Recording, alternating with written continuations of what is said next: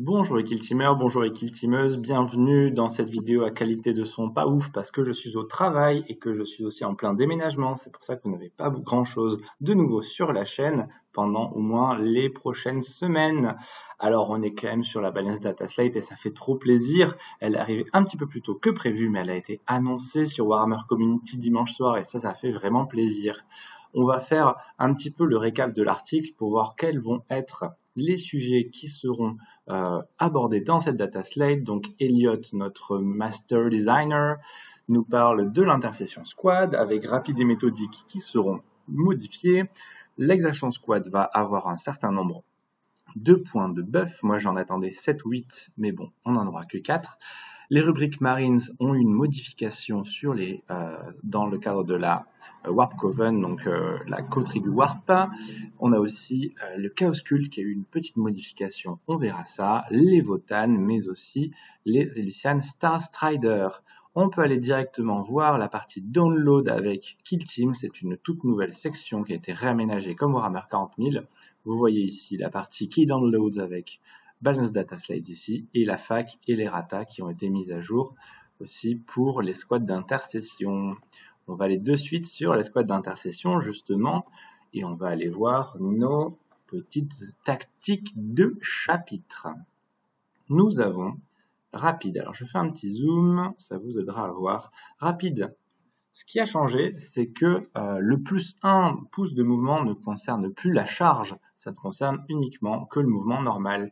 Ainsi, ce ne seront plus des bêtes de charge, c'est déjà pas mal, hein. Vous pouvez faire des charges à 9 pouces, donc là maintenant ce sera des charges à 8 pouces et des mouvements à 7 pouces. Donc ça reste vachement bien pour le mouvement normal, hein. Surtout T1, T2, ça va être dingo pour aller récupérer des objectifs à la toute fin de partie, c'est toujours super sympa. Mais ça va être moins un auto-take, comme on dit. C'était quand même génial comme tactique de chapitre, et je vous propose tout de même de continuer à voir notre analyse sur les intercessions si vous ne l'avez pas encore vu avec Rémi. Donc ces informations, évidemment, elles évoluent au cours du temps grâce au data slate. Là, c'est méthodique aussi qui a pris un sacré coup parce qu'en fait, la méthodique indique ne dégradez pas la caractéristique de capacité de tir des armes de tir de cet agent à cause du fait que celui-ci accomplit une action d'état d'alerte. Alors qu'avant, c'était état d'alerte et le fait d'être blessé. Lorsque il tirait avec méthodique et qu'il était blessé, il n'y avait même pas besoin d'utiliser le stratagème « Ils ne connaîtront pas la peur » pour ne pas avoir de modificateur sur la capacité de tir. Donc en fait, ça recrée un intérêt pour « Ils ne connaîtront pas la peur », même si, vous savez, c'est toujours très intéressant. Mais là, certaines teams vont devoir dépenser des CP pour faire ceci. Donc déjà, c'est aussi un nerf par le fait d'utiliser des CP. Déjà. Ensuite, comme disait notre bon Ligérian qu'on salue, il nous indique aussi que le stratagème des cultes du chaos, je ne me souviens plus le titre en français, mais voilà, vous les connaissez, Chaos Cults, un stratagème pour donner -1/-1 à la fois aux capacités de tir, à la fois de capacité de corps à corps, bah dans ces cas-là, ça va aussi les concerner à eux. Et ça va pas être sur l'ensemble des capacités de tir dans tous les cas, quoi. Donc là, c'est que pour l'état d'alerte, c'est toujours très fort, c'est toujours une très belle team élite, mais comme disait Elliot, l'idée c'est que ça puisse être pris en main par des novices, mais pas forcément que les joueurs excellents défoncent tout le monde. Voilà. Ensuite, on a le reste de la plaque de données d'équilibrage. On a eu quelques nouvelles informations concernant les actions critiques. Vous savez, ce petit paquet de cartes qui sort, c'est la nouvelle manière pour Games Workshop de créer du mouvement et des nouvelles actions et des nouveaux setups dans leur univers. On commence à voir ça dans 40K. Et là, c'est l'action de mission pillée, où il faut faire une action de mission à chaque objectif pour marquer un point de victoire, et on diminue de 1 le compteur d'objectifs pillés. Ou alors, vous avez un compteur qui commence à 0 et vous l'amenez jusqu'à 4, mais en général, on fait l'inverse. Et là, chaque objectif peut être pillé 4 fois au maximum durant la bataille au lieu de 3. Ça, c'est parce que y a eu l'adaptation dans les datasets précédentes du fait de pouvoir aller jusqu'à 24 points totaux et à 16 points de mission primaire. Et donc là, c'est pour adapter la mission pillée à ceci. Et au final, peut-être que ça va être un peu moins tendu les missions pillées parce que dès qu'on faisait un alpha strike, donc quand vos agents allaient courir et faisaient un setup incroyable de sprint, de mouvement, d'ouverture de porte pour aller récupérer un jeton pillé chez adversaire, souvent c'était la manière de créer un gros déséquilibre et là vous ne l'aurez plus. Donc on va voir au fur et à mesure ce que ça fait évoluer sur le jeu compétitif pour ceux qui y jouent. On revient sur notre saison 1. Alors, il n'y a pas eu grand-chose sur le compendium. Je suis vraiment désolé pour vous, hein, mais bon, vous savez, comme à l'habitude, il ne se passe rien dans le merveilleux monde du compendium, même pas sur, sur les custodes. Ils n'ont même pas appris leur 4e APL, c'est un peu triste. Octarius, il ne s'est rien passé de spécial. Hein. On pourra dire que les Red Guards sont vraiment ceux qui sont restés les plus clean de l'ensemble du jeu pour l'instant. Shalnat, moi je m'attendais à voir des choses peut-être arriver. Vous avez peut-être suivi, mais les Ciblerto et les novices sont à 35% de victoire. Ça a plongé incroyablement depuis quelques semaines, parce que quelques mois même, parce que les gens en fait ne les jouent sans doute plus. C'est très fort, mais ils ont eu leur temps. Un peu dommage pour les novices qui sont toujours très intéressantes, mais c'est vrai que c'est beaucoup de charge mentale. Et il n'y a même pas eu de up pour les novices. Il n'y a pas eu de up pour les cibleurs, donc vraiment rien de nouveau sous ce soleil. Rien de nouveau pour Narkmund. C'est vrai que les légionnaires ont pris un sacré coup la dernière fois avec le fait de diminuer jusqu'à un maximum de 3 pour les agents de Nurgle, un marque de Nurgle, mais ça n'a pas eu d'autres changements. Le win rate est assez stable sur les légionnaires. Hein. Dites-nous en commentaire si vous voulez avoir des analyses des win rates ou autres. Pour l'instant, on n'en fait pas. On en fait surtout sur le Discord. Vous pouvez aller sur le Discord, le lien est dans la description de la vidéo. Toujours en saison 1, nous avons Morok avec l'équipe d'attaque Phobos. Alors, on voit des petits astérix, hein, mais ça, c'est la version française. Ils se sont plantés sur la version française, ils ont gardé des astérix. Et on passe à l'annual. L'annual, pas une modification sur la clap de chasse, pas une modification sur le danseur de la toile. Je suis toujours pas content, parce que c'était quand même pas assez la dernière fois. On en a sur la coterie du Warp, dites donc, à 3 nouveaux points sur la coterie du Warp. Alors ça, ils ont explicité, c'est un peu bizarre, hein, mais bon. Déjà, ils ont rajouté plus 1 à la caractéristique d'attaque sur les points et les baïonnettes. Bon, c'est vrai que c'est pas mal pour les rubriques, on peut dire que c'est intéressant, déjà. Ensuite, la LPA est passée à 3. Mais pourquoi, me direz-vous? C'est parce qu'en fait, ils ont un peu tout retourné, comme ils expliquent dans l'article. Au lieu d'avoir 2 LPA et de gagner plus 1 LPA à proximité d'un sorcier, ben là c'est l'inverse. En fait, ils ont 3 LPA, mais 6 s'activent lorsqu'ils ne sont pas à 6 pouces d'un sorcier. On retire 1 à sa LPA. Donc en fait, ça permet d'avoir normalement plusieurs rubriques qui peuvent être autour d'un sorcier et pas d'avoir un sorcier pour un rubrique, de ce que j'ai compris. Après, comme disait encore Algérienne, ça crée des manières d'être écrire rule as written. Donc, les règles qu'on a sont écrites qui sont un peu bizarres. Mais bon, vous aurez compris que l'intention, c'est ça. Et après, il y a l'histoire des zoneurs de bataille. Et en fait, c'est juste pour dire qu'en narratif, vous pouvez faire en sorte que votre marine rubricaine ne perde pas de LPS, n'est pas à côté d'un sorcier. Très bien. Vario le Geller, dites donc. Aptitude foyer de l'infection, vulgaire le 3 fois maudit, vous ne pouvez l'utiliser qu'une seule fois par bataille. Il me semble que c'était déjà le cas la dernière fois, donc c'est encore une erreur de la VF, n'est-ce pas? C'est dommage, parce que les Vario le Geller, ça fait 6 mois, 8 mois qu'ils sont à 60% de victoire. Du coup, c'est un peu dommage que les Hulk n'aient pas eu leur Feel No Pain transféré de 5+, à 6+. Comme me disait Jolan récemment, en fait, un Feel No Pain à 5+, c'est 150% de points de vie. Donc l'équivalent de la moitié de tes points de vie en plus. Enfin bref, je digresse. Corps stellaire des Lucia, la modification, c'est que le Cosmo Marin avec le canon rotatif regagne encore une fois la règle implacable. Waouh!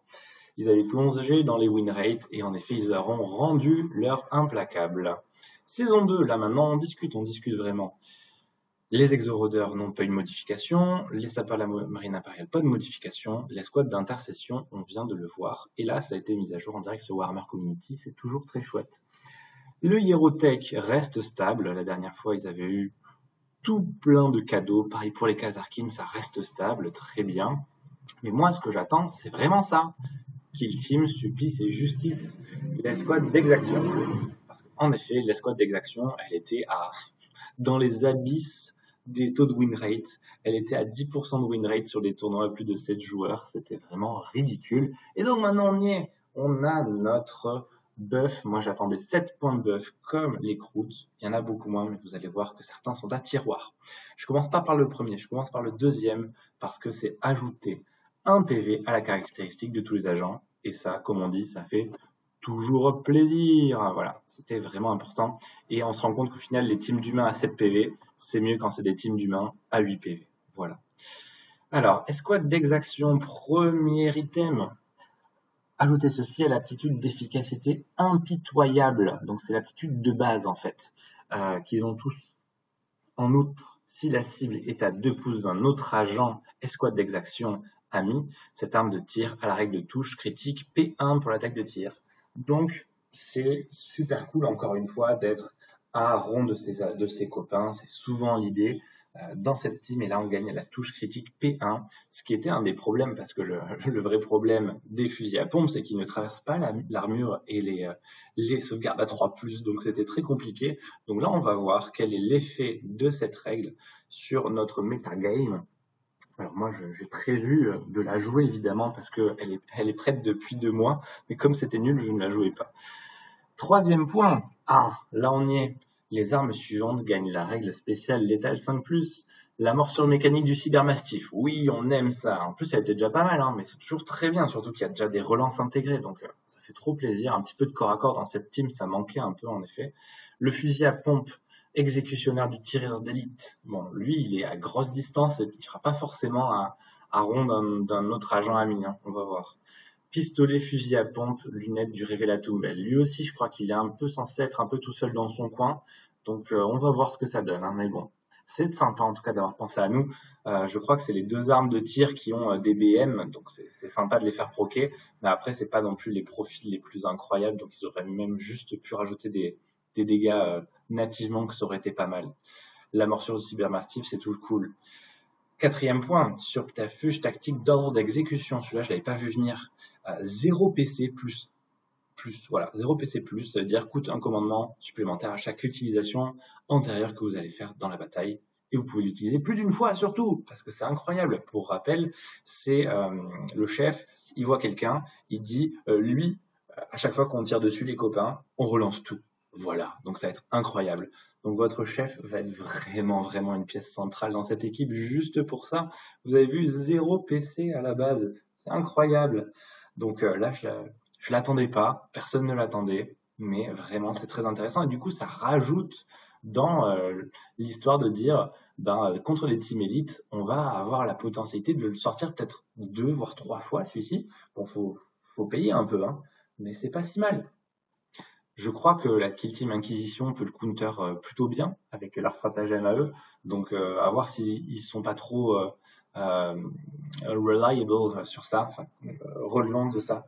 Je suis désolé, j'ai que les mots en anglais qui me viennent à la tête. Mais moi, je suis assez content quand même de cette escouade d'exaction. Il me tarde de la tester. Il me tarde de voir si ça va être pas forcément la meilleure des teams du monde, mais juste que ça revienne un peu dans le game, parce qu'ils sont beaux, ils sont rigolos.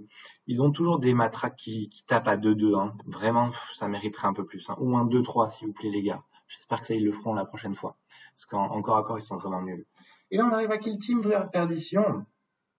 Ils ont déjà fait un buff sur la Kill Team Perdition, parce qu'en général, ils attendent toujours une data slate avant d'en faire des ups et des nerfs, parce qu'il y a toujours le temps de voir si c'est bien ou pas. Sauf que là, on se rend compte que les récupérateurs Atrecog, nos Votan préférés, ils sont bien très lents. Voilà. Comme disait Elliot dans l'article, en fait, la capacité de progression stable, en fait, elle ne sert à rien, à part pour Monsieur Jumpack. On le précise, parce qu'en fait, pour rappel, c'est dans les règles de base que maintenant, une équipe ne peut pas faire de mouvement normal à moins de 4 pouces, donc 2 ronds.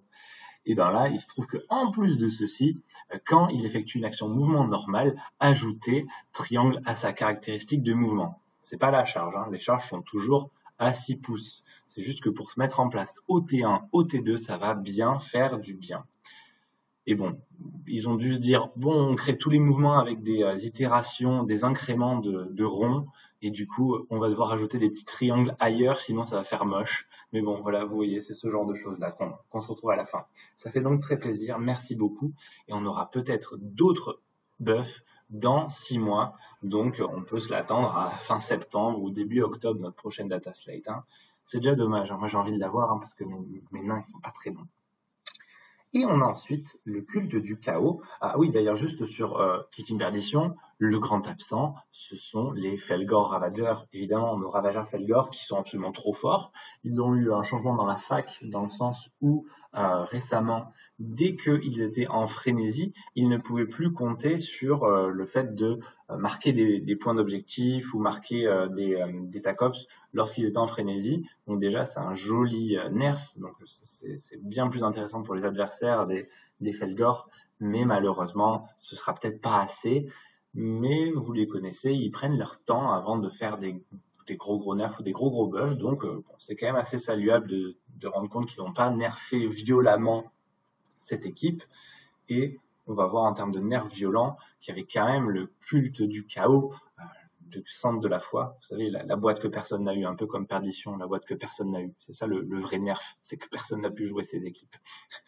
Et d'ailleurs, en parlant de Cendre de la foi, moi j'ai reçu enfin mes livrets, c'est juste que je suis dans un déménagement, donc je ne peux pas faire les vidéos que j'avais prévu de faire dessus. Et peut-être que ça arrivera juste quand les teams sortiront individuellement. Vous me dites dans les commentaires si vous voulez que ça arrive le plus tôt possible ou si vous voulez qu'on attende un peu. Voilà, vous le lisez, les cultes du chaos, c'est l'iconarque. Vous savez, ce merveilleux porticone qui a 46 effets différents. Lorsque on tire dessus, et même sur les amis à 6 pouces, il me semble, donc à hexagone, eh ben, on réduit les dégâts de 1 jusqu'à un minimum de 2. Et donc, il a eu le traitement de tout le monde qui fait que les dégâts sont un minimum de 3 au lieu d'un minimum de 2 et ça change vraiment tout.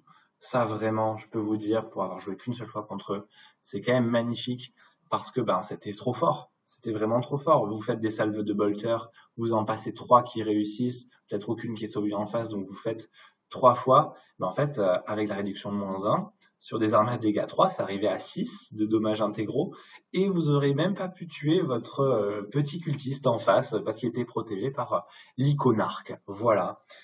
Comme quoi, des fois, des nerfs un peu violents, ça suit juste la suite des nerfs qu'on a eu sur les légionnaires, sur les cosmos, enfin sur nos sapeurs, donc c'est la suite.